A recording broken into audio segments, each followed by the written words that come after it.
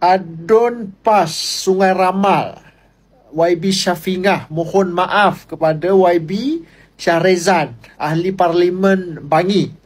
Sebab dulu sebelum Syafingah ni jadi YB, jadi Adun di Negeri Selangor ni, dia pernah bercakap dalam satu program Perikatan Nasional Bangi ketika kempen PRU 15 dan juga PRN Negeri Selangor. Dia kata YB Syahrezan ini bukan seorang Muslim yang jujur, bukan seorang Muslim yang taat beragama, dan dia kata YB Syahrezan menyokong ideologi komunis. Tu dia kata kepada YB Syahrezan.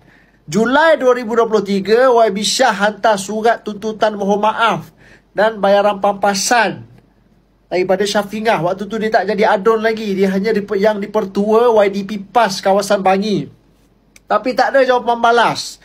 Syafingah tak jawab tuntutan. 4 Ogos 2023, sebulan selepas, YB Syahrezan hantar satu surat saman kepada Syafingah.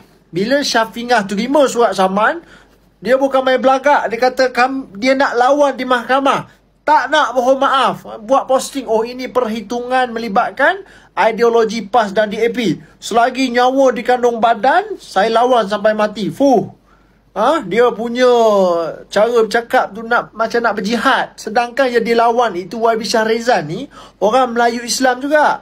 Tapi belum sempat nak masuk mahkamah pun lagi. Kes pun tak sempat bicara apa pun lagi.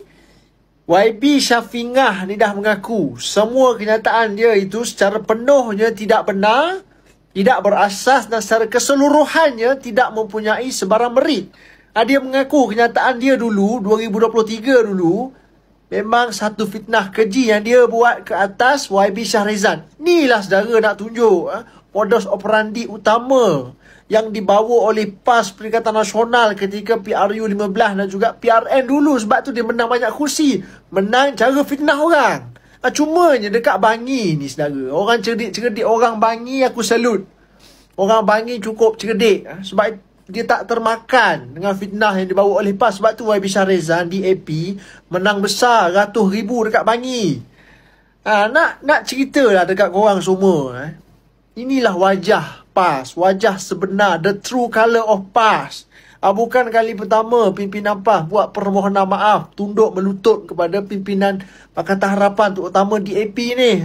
Takut kena saman punya pasal, kena saman fitnah. Sebelum ni, berapa ramai dah tu, Razman Zakaria, Sanusi, Ustaz Sukirani, Nasruddin Tantawi, dan ramai lagi pimpinan-pimpinan PAS duduk fitnah orang, lepas tu dia kantoi minta maaf. Razman Zakaria seorang, mudah berapa banyak, berapa kali dah dia minta maaf sebab takut kena saman.